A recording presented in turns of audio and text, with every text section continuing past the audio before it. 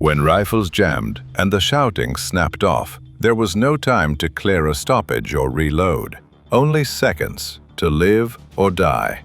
In the chaos of World War II's bloodiest battles, victory often came down to a single moment: man versus man, blade against bayonet, instinct against fear. This is the story of the Wehrmacht's most dangerous close combat fighters, elite soldiers trained not just to shoot, but to kill with their hands, their knives, and their resolve. While the world remembers tanks and bombers, these men fought where the war became personal, up close, in trenches, ruins, and darkness. But how were they trained? What made them so lethal? And how did their skills compare to those of the Red Army? Close combat training in the Wehrmacht had its roots in the military traditions of the Prussian army. Already in World War I, it became clear that the ability to prevail in close combat could be decisive, particularly in the trenches and during assaults on fortified positions. After World War I, the Reichswehr, the predecessor of the Wehrmacht, was drastically reduced in size. That meant the quality of training had to be exceptionally high in order to maximize combat effectiveness. Close combat was regarded as a central component of instruction. In the 1930s, as Germany rearmed, close combat assumed even greater importance. Nazi ideology, which propagated the idea of the Übermensch and physical superiority, promoted intensive physical conditioning, in which combat sports played a significant role. Emphasis was placed not only on the physical aspect, but also on mental preparation. The soldier was to act quickly, precisely, and without hesitation under extreme conditions. Wehrmacht close combat training drew on a variety of sources: traditional German fencing, wrestling, and boxing, as well as elements from other martial arts, such as Japanese jiu-jitsu. The focus was on neutralizing the opponent quickly and effectively, whether with weapons or with bare hands. Beyond physical technique, training emphasized economy of motion and aggression under time pressure. Recruits drilled short, repeatable sequences, closing the distance behind cover, a strike or thrust to a vulnerable area, and immediate relocation. Instructors discouraged prolonged grappling in favor of decisive actions that ended a fight in seconds. Units also rehearsed night movement and silent approach because most trench raids and bunker assaults were launched in darkness, where a few meters decided life or death. A central figure in this training was the close combat instructor. These trainers were often veterans with combat experience from earlier wars or the opening phases of World War II. They trained soldiers in small groups, teaching techniques for disarming an opponent, attacking with knives or bayonets, and defending themselves without weapons in extreme situations. Particular emphasis was placed on bayonet training. Mounted on the rifle, the bayonet served as a thrusting weapon in close quarters. Mastery of the bayonet could be a matter of life and death, as it might become the last means of defense or attack. Soldiers were taught to use it deliberately and efficiently, delivering quick, lethal thrusts to vital areas such as the neck or chest. In practice, a typical session combined dry runs, partner work at reduced speed, and short bursts at full intensity with protective gear. The bayonet course taught guard positions, short-range parries, butt stroke counters, and finishing thrusts at close quarters, inside doorways, around corners, and in narrow communication trenches.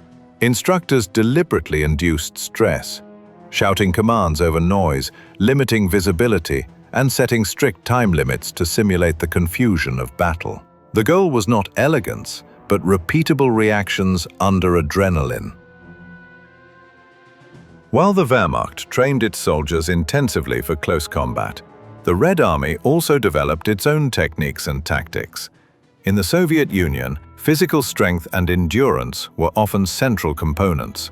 Many Red Army soldiers trained in Sambo, a Russian martial art that combines elements of judo and wrestling, and is known for throws, holds, and rapid disarming techniques.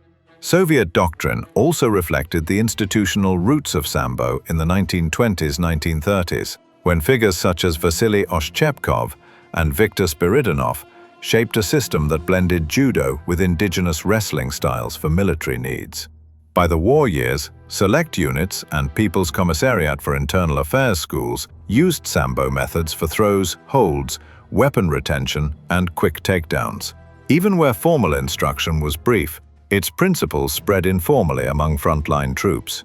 By contrast, German courses generally prioritized weapon-centric solutions, knife and bayonet first, treating unarmed skills as a last reserve if a rifle jammed, a blade was lost, or a fight collapsed into a clinch. This doctrinal difference explains why Soviet training descriptions often emphasize throws and transitions, whereas German accounts focus on thrusts, stabs, and short strikes delivered in confined spaces. Another difference lay in psychological preparation.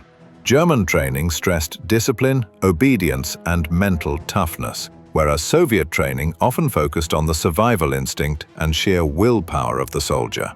Both approaches had advantages and drawbacks, and in many battles, soldiers of both armies proved extremely capable in close combat. Close combat training in the Wehrmacht was intense and varied. Soldiers were schooled in multiple disciplines to prepare for any situation. Training included weapons training. Handling pistols, rifles, bayonets, and knives was central. Soldiers learned to use their weapons effectively even at close quarters, whether striking with the rifle butt or thrusting with the bayonet. Unarmed combat. Soldiers learned to overpower an opponent with bare hands, using techniques drawn from wrestling, boxing, and jiu-jitsu. The priority was to bring the opponent down quickly and render him unable to fight. Mental preparation. Soldiers were trained to remain calm and focused in extreme conditions, to think clearly and act deliberately even under fire or amid the chaos of close combat. Survival and fieldcraft. Because close combat often occurred under harsh conditions, training also included field survival skills, procuring food, and administering first aid in case of wounds. To knit these elements together, squads practiced room and trench clearing drills. A lead soldier pinned the threat with fire or a feint, a second man entered at an angle, and a third covered the exit and flanks. Timing mattered more than strength. Instructors stressed communication by touch and movement, a sleeve tug, a tap on the shoulder, because shouting revealed positions. Short breaks were used for field first aid, tourniquet application, airway checks, and quick casualty drag techniques, so that a team could stabilize a wounded comrade and continue the assault without losing momentum. Within the Wehrmacht, there were several formations noted for their close combat skills. Paratroopers, Fallschirmjäger, and engineer units, Pioniere, received specialized training and were frequently at the spearhead, where close combat was unavoidable, whether demolishing enemy positions or storming fortified areas. A distinctive mark of recognition was the close combat clasp, Nahkampfspange, instituted in November 1942 and awarded in 3 classes for repeated days of hand-to-hand fighting: bronze, 15 days, silver, 30 days, gold, 50 days. Contemporary counts suggest the bronze and silver grades were earned by many thousands, while the gold remained rare. The clasp could be awarded to frontline infantry and other eligible formations engaged in close quarters actions. Close combat played a decisive role in World War II, and the Wehrmacht's intensive training made its soldiers particularly effective at short range. Their skills influenced the course of many battles and helped shape post-war military training programs worldwide. The emphasis on physical conditioning, mental toughness, and versatile combat techniques set new standards for warfare and left a complex legacy that still echoes in military practice today. At the same time, this focus on close combat raises ethical questions about the brutality of war and its lasting psychological effects on soldiers. The same qualities that made these men effective, speed, proximity, and emotional detachment, also exacted a price. Veterans recalled tremors, disturbed sleep, and a narrowing of attention that lingered long after a battle. Such testimonies do not glorify the craft. They expose its cost for those who had to practice it at arm's length. That legacy underscores the necessity of recognizing the human cost of war and acting responsibly.